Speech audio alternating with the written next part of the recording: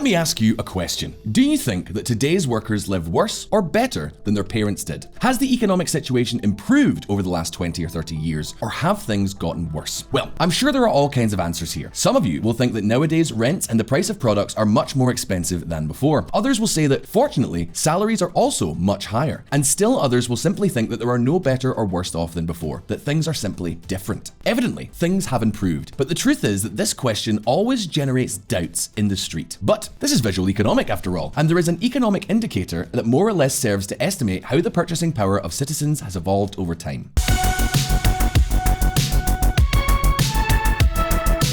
This indicator is GDP at constant prices. It is something like normal GDP, but corrected for price changes over time. In other words, it tells us how production has evolved independently of price variations. So the question is, what does this indicator say? According to statistics, is life better or worse than before? Well, check this out. As you can see in this graph, in most major OECD countries, including Latin American countries such as Chile and Mexico, the economy is about 20% more prosperous, more abundant today than it was 20 years ago. However, in this apparently positive graph, there is one black sheep that is going from bad to worse. A country that in recent years has done nothing but lose economic activity and has even become a major obstacle, a major drawback to the integrity of the European integration project. I am, of course, talking about Italy.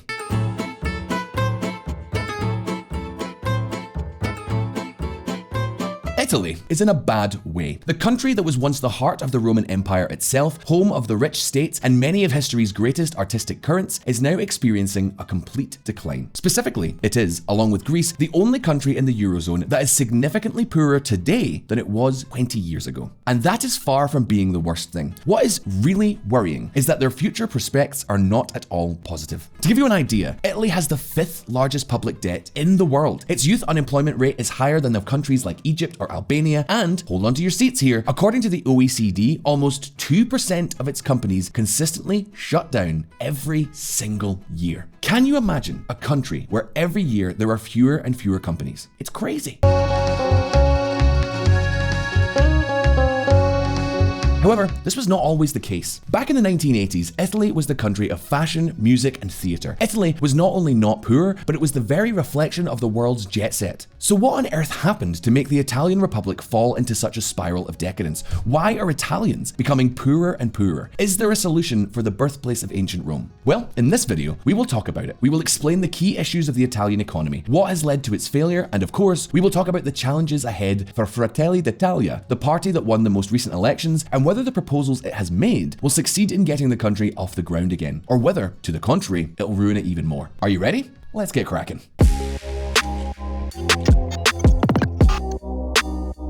If we are asked about Italy's economic problems, it is quite possible that we automatically think of too large a state, too much political interventionism, and too many civil servants. However, surprisingly, this is not entirely true, or at least we have to make some concessions. Yes, the presence of the state in the Italian economy is enormous. Without going any further, in 2019, public spending in Italy accounted for 48.5% of GDP, the 8th highest level, all OECD countries. And, of course, as we will see, politicians have made this country a huge labyrinth of rules, laws, and regulations of all kinds. But nevertheless, take a look at this graph. What you are seeing on the screen is the number of public employees per 1,000 inhabitants of the different OECD countries. As you can see, Italy has one of the lowest numbers of workers on the list. And yes, I know, we could then measure their presence in the labour market or take into account the resources or the working age population, and it's very likely that this figure would change. But in relation to the population, Italy is the European country with the least number of public employees.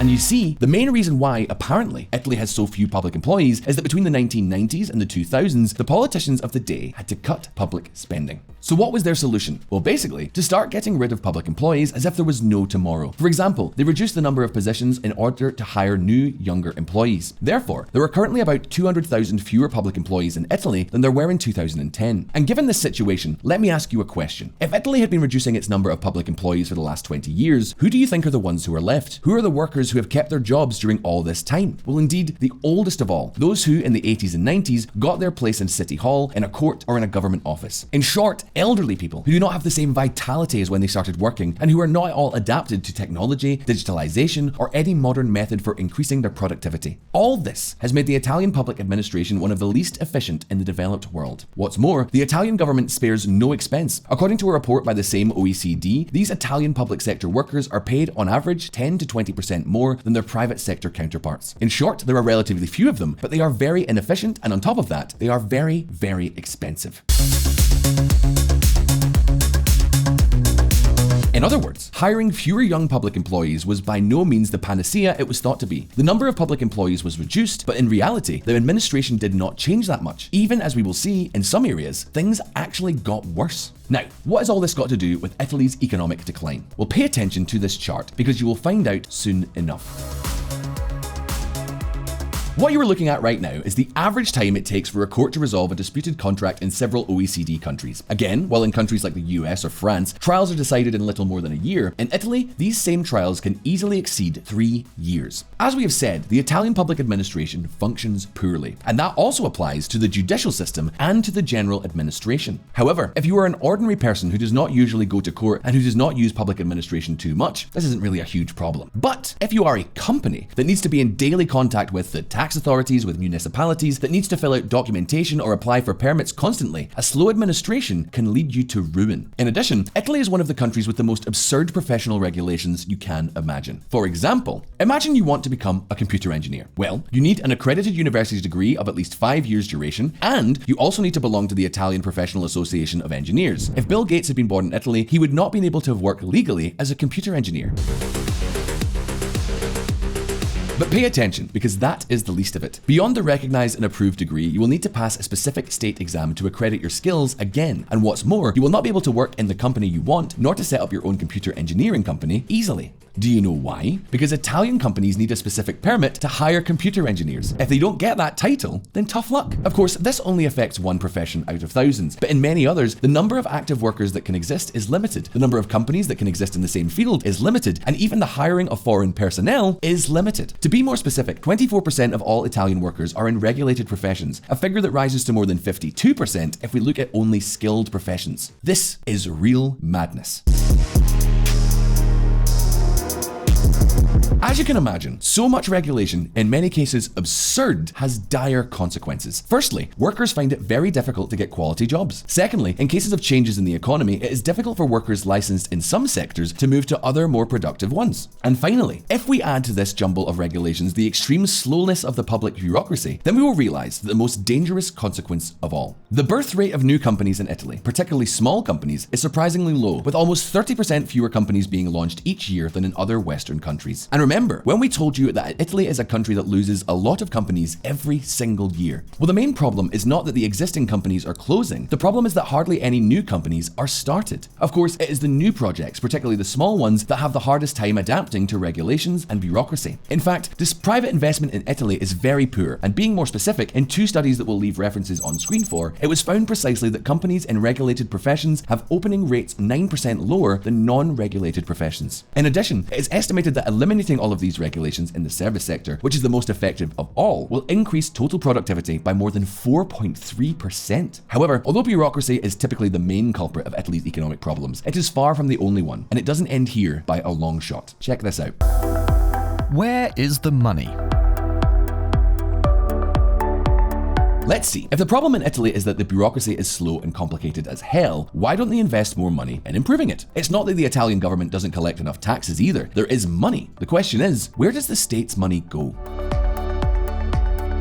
Well, as you can see, in most public services, in education, administration, infrastructure, Italy invests much less money than its OECD neighbours. However, there are 2 items in particular where the Italian government invests lots and lots of money. Interest on debt and old age pensions. That's right, Italy, like countries such as Spain or France, has a huge spending problem associated with its pension system.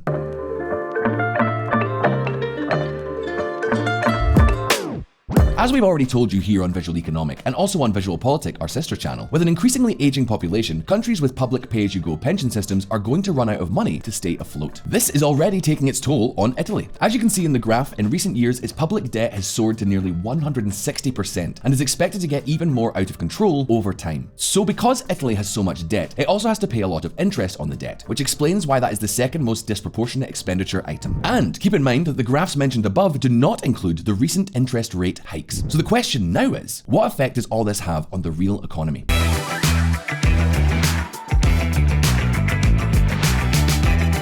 On the one hand, since the state covers almost everything, regulation creates captive markets and public infrastructure receives little investment. Companies find it difficult to compete optimally with the outside world. And don't just think of it as highways and railroads, far from it. By way of example, only 30% of Italian companies have high-speed internet connections. On the other hand, the lack of public investment also affects fundamental pillars such as R&D and education. For example, less than 29% of young Italians have a university degree. That figure is far below the Western average. And then, as you know, there is the question of quality. In Spain, the percentage is 47%, and what can I say? But let's not get sidetracked. We'll talk about that in another video. So if you haven't subscribed, don't wait any longer.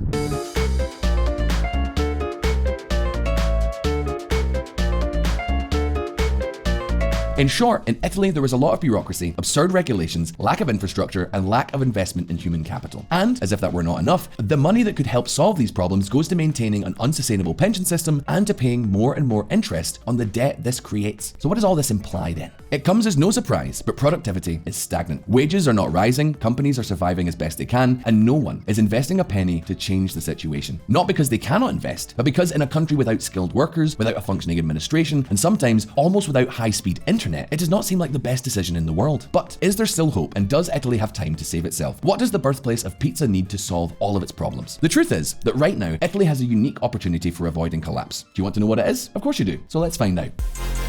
A thread of hope?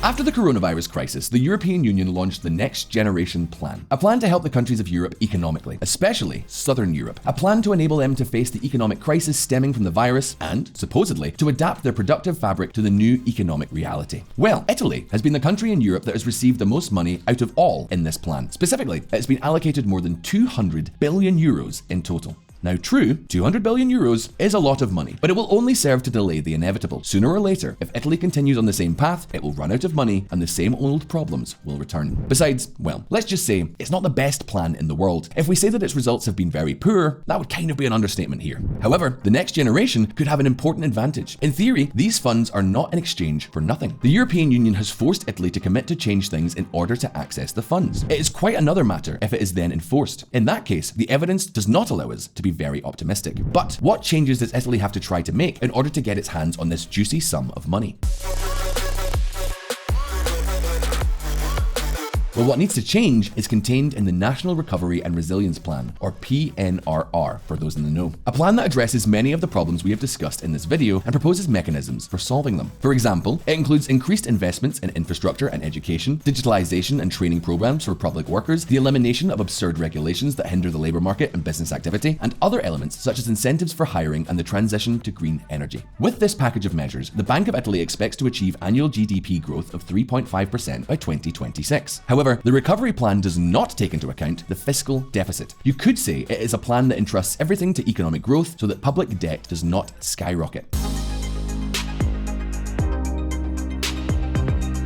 This is why the OECD recently launched another package of recommendations for Italy to balance its public accounts and better consolidate the reforms of the National Recovery and Resilience Plan. These OECD recommendations include freezing pensions, adjusting them to the evolution of life expectancy, further tax cuts for workers, increases in consumption taxes such as VAT, and an evaluation and accountability program for public employees. But there is little point in digitalizing and offering training programs to civil servants if they are not properly implemented. If the NRRP is implemented and everything goes according to the Bank of Italy's forecasts, at best, public debt can be maintained at around 140% of GDP for the next 40 years, and the state will not be in imminent danger of bankruptcy as it is now. But if in addition, the OECD recommendations were applied, not only could the debt be brought under control, but Italy could become a country with a healthy finances. That at least is what the reports say. Now, there is a problem here. All of this is based on potentially very optimistic calculations. Calculations that tend to underestimate the effect of demographic aging, that do not take into account long-term phenomena, and that above all, depend on the promises of politicians who, on many occasions, are only looking for votes in the next election.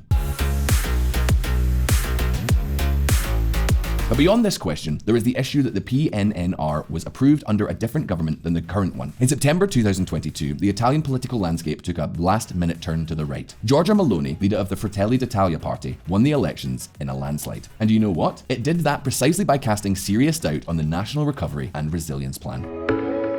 Fratelli d'Italia. The PNRR needs to be reformulated because it is now inadequate with respect to some central issues. Fratelli d'Italia abstained from voting on the Next Generation funds which finance the PNRR, among other reasons, for reasons they don't go very far in direction of wanting to correct Italy's horrendous taxation. Fidanza, an MEP from Fratelli d'Italia, argued that Next Generation risked creating new direct or indirect taxes on European citizens and businesses, as well as bringing back austerity rules through the back window. Over the months, what was supposed to be a recovery plan has turned into something different, as Fidanza explained. We will abstain and continue to monitor relentlessly. And not only that, but apart from the European funds, the new government coalition, which also includes Lega, Salvini's party, does not seem to be going in the direction of the fiscal stability proposed by the OECD. Take a look at this.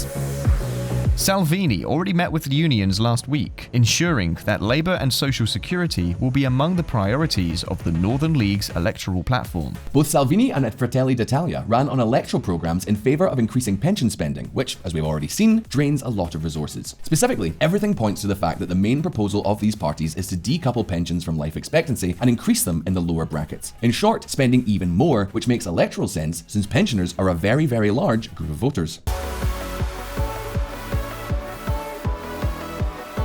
To put a figure on it, this increase in pensions would mean an additional cost of up to $10 billion per year until 2030, to which we would have to add the cost of CPI re-evaluation of pensions of roughly an additional $25 billion more per year. In short, an additional expenditure of $35 billion each year, which, to give you an idea, is equivalent to the amount of corporate taxes collected in 1 year in Italy. You could say that turning Italy into a corporate tax haven would almost be cheaper than increasing pensions as proposed by Salvini. In any case, regarding what will happen in Italy is about politics, about the outcome of the new government, its proposals, and possible decisions. We have already covered all of this on a recent video on our sister channel, Visualeconomik. You can find links for that in the description below. Now that you know the problems the country has, it's time to find out if the politicians will be able to deal with them. But before that, I want you to leave your thoughts in the comments below. What do you think of the summary of Italy's declining economy? What other factors do you think contribute to the stagnation of the country that we have not covered? Do you think that politicians will be able to solve its enormous problems? You can leave your answer in the comments below. And remember that you can highlight your contributions with the thank you button. And by doing so, you will also be able to financially support the independent media that is all of us here at Visualeconomik. If you like the video, please like it so we know, and activate the little bell button down there so you don't miss any of our videos. All the best, and I'll see you next time.